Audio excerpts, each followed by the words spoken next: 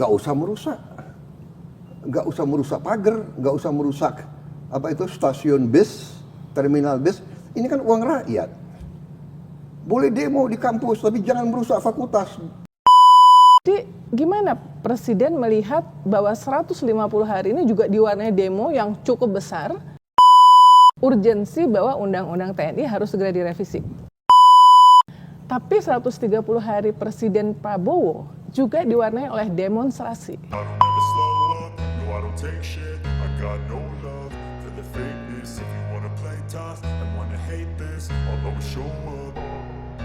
I don't ever slow up, no I don't take shit. I got no love for the fakeness. If you wanna play tough and wanna hate this, I'll always show up and make a statement. I don't ever slow up, no I don't take shit. I got no love for the fakeness. If you wanna play tough and wanna hate this, I'll always show up.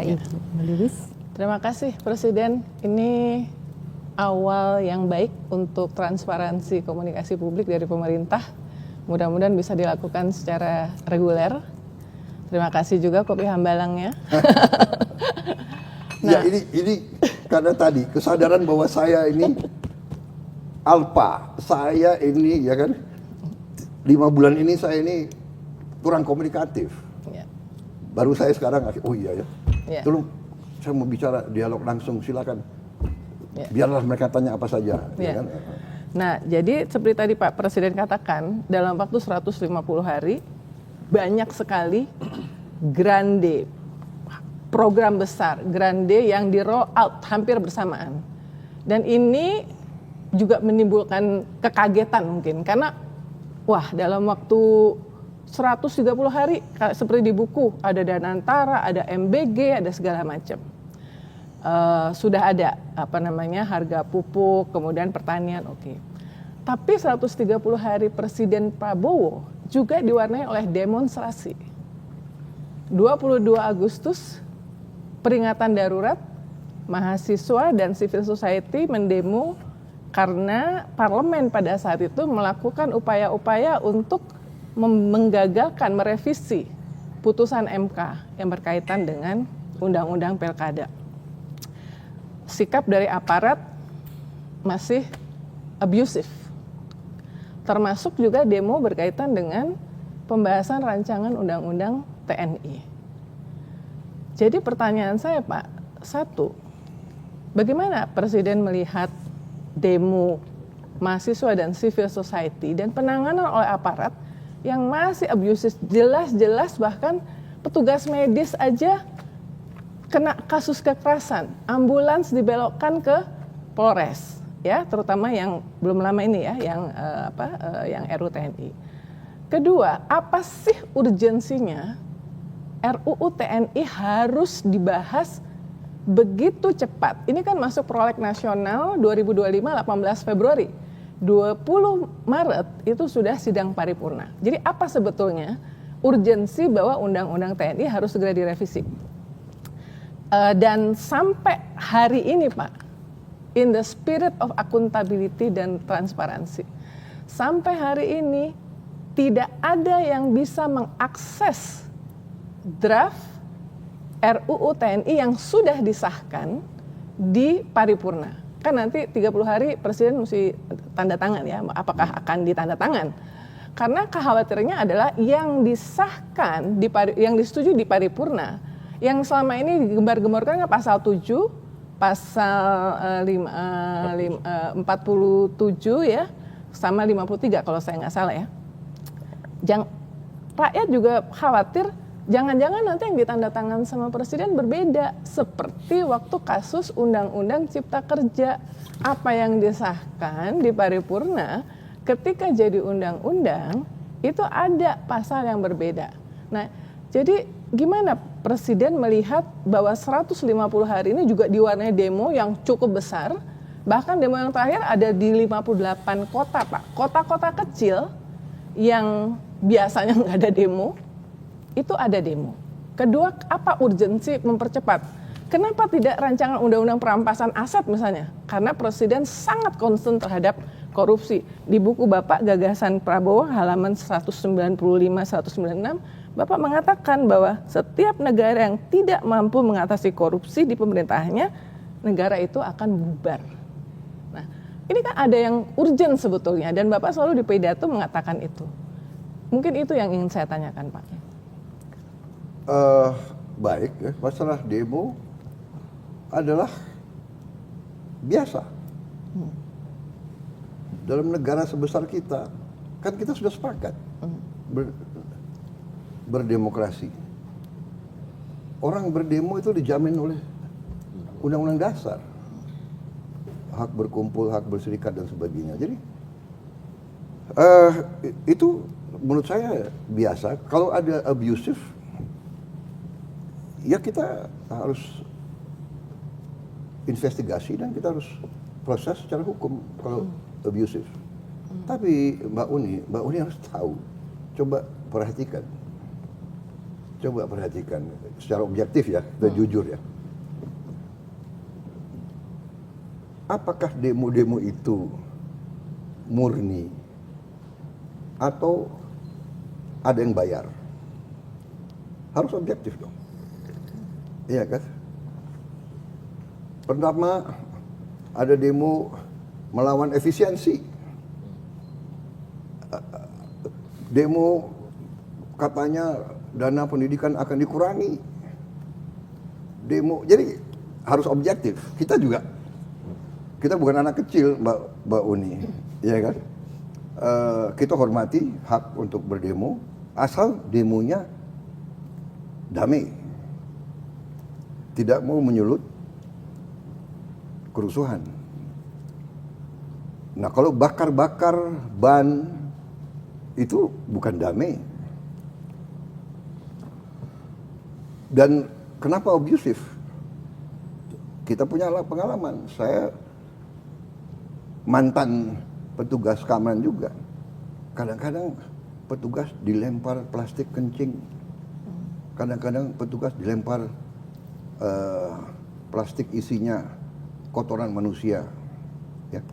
Jadi selalu dalam pengelolaan suatu negara kita waspada. Apakah ada kelompok-kelompok atau kekuatan-kekuatan asing yang ingin adu domba? Ini berlaku lazim. Data-data keluar sekarang. Pemerintah Trump membubarkan USAID. Dan di situ ketemu bukti-bukti bahwa USAID membiayai banyak LSM di mana-mana. Bahkan ini kan keluar semua. It's public knowledge, Mbak Uni. Ya. Jadi saya mengajak kita berpikir dengan jernih, ya kan? Demo itu hak, tapi juga kalau demo dibuat untuk menimbulkan kekacauan dan kerusuhan, ini menurut saya adalah melawan kepentingan nasional dan melawan kepentingan rakyat. Demo kenapa? Bisa di London, di Amerika, di mana demo nggak usah merusak pagar, nggak usah merusak stasiun bis, terminal bis. Ini kan uang rakyat. Boleh demo di kampus, tapi jangan merusak fakultas. Ini uang rakyat. Ya, jadi dan Mbak Uni perhatikan nggak? Petugas-petugas polisi kita sekarang tidak bersenjata. Ya, jadi masalah abusive oke. Catat. Tapi dalam Mbak Uni sendiri mengatakan berapa ratus demonstrasi, berapa kasus abusive. Ya, jadi saya paham dan saya tahu setiap institusi ada yang tidak beres. Ya, organisasi yang besar, ya kan, pasti ada yang namanya manusia, namanya kadang-kadang anak muda, emosi, panas dan sebagainya. Tapi nggak ada niat dari pemerintah untuk menekan, nggak ada. Untuk apa? Kita mau kerja untuk rakyat. Begitu ya, Mbak Uni. Tentang soal kenapa kok RUU TNI ini begitu dipercepat? RUU TNI dipercepat karena kita mengalami suatu fenomena dalam beberapa tahun itu. Ya. Panglima TNI 1 tahun ganti, Kasat 1 tahun ganti, karena usianya habis. Waktu dia untuk kariernya, begitu mau dipakai, usia habis. Di mana kita bisa punya suatu organisasi yang pemimpinnya ganti tiap tahun. Nah di situ saya sebetulnya mengatakan, saya bilang, ini kalau tidak ini berapa jenderal kita harus kita ganti sekarang. Jadi saya mohon kalau bisa, inti daripada RUU TNI ini sebetulnya hanya memperpanjang usia pensiun beberapa perwira tinggi. Gak ada niat TNI mau difungsi lagi, come on, ya kan? Nonsense itu saya katakan, tidak ada niat TNI ya keluar dari politik. Coba buka sejarah, di mana TNI keluar dari politik dalam sekian puluh tahun, berapa? Ya, waktu kejadian disfungsi ABRI itu, ya memang Bung Karno yang ajak ABRI masuk karena kondisi Indonesia diserang, diganggu, PRI Permesta, DITI, RMS. Akhirnya Presiden waktu itu Bung Karno mengatakan darurat perang. Kita jangan lihat kondisi sekarang, kita lihat kondisi tahun 50-an itu. Iya kan? Saya masih ingat, saya masih anak kecil. Dari Jakarta mau ke Puncak lewat Bogor, dihentikan di tengah jalan. Di jalan ke Puncak itu DI rambut gondrong di pinggir jalan. Dihentikan. Ya mereka minta makan, minta ini. Jadi kondisi zaman berbeda-beda. Ya. Jadi menurut saya undang-undang TNI itu is a non-issue. Tidak ada niat. Semua pejabat tentara yang akan masuk jabatan-jabatan sipil pensiun dini. Hanya ada beberapa lembaga yang memang diizinkan. 14 itu. Intelligence, bencana alam, Basarnas, dari dulu kan ini hanya mengformalkan. Kemudian apa ya katanya kejaksaan, kenapa? Ya kejaksaan ada jaksa apa pidana militer. Kemudian hakim agung, ada hakim agung ya kan? Kamar militer, dan kalau dilihat semua itu ada reasoningnya. Jadi menurut saya is non issue, itu rakyat juga tahu kok bahwa. Tapi transparansi proses pembahasannya juga akan dipersoalkan. Itu yang memicu demo sebetulnya Pak. Selain konten ya, selain konten yang dikhawatirkan bahwa ini kita mengarah ke militarisme, negara militarisme, ada kotor-kotor lagi kayak zaman Orde Baru. Ya sudahlah, ya. Gak ada itu. Ya. Okay. Gak ada militarisme apa, ya kan? Militarisme apa? Kenapa orang nggak ribut kalau Thailand itu kudeta berkali-kali kok? Kenapa nggak? Anda ngerti nggak ada itu?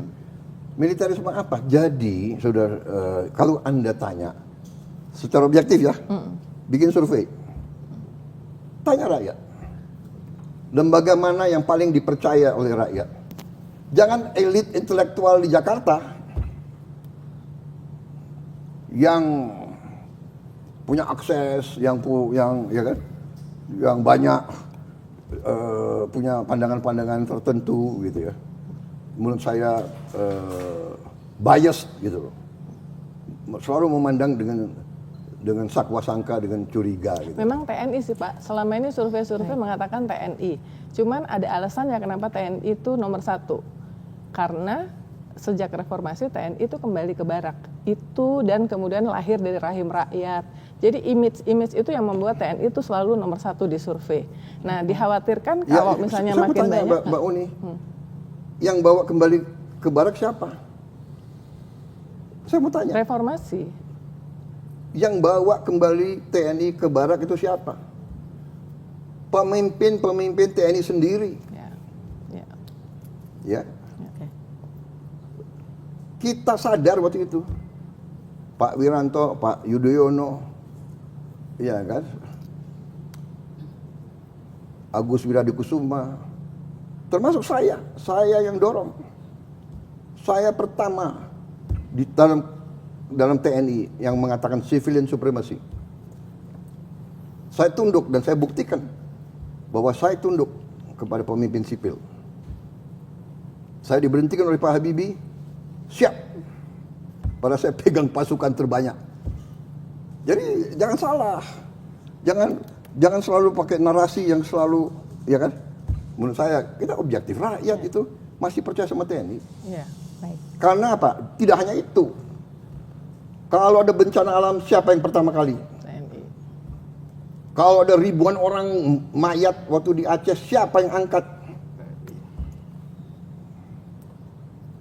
Jadi kita harus objektif yang benar.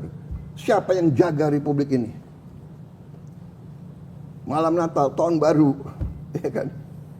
Lebaran, mudik, TNI, Polri, ada kekurangan, ada unsur-unsur yang, ya semua lembaga kita, Ya. ada hal-hal yang tidak baik. Ini tanggung jawab kita bersama, mari kita perbaiki. Saya tegas terus di TNI, di Polri, bersihkan diri kalian. Baik. Sebelum nanti saya ambil tindakan atas nama sebagai mandataris rakyat. Ya. Baik, terima kasih Bapak, terima kasih.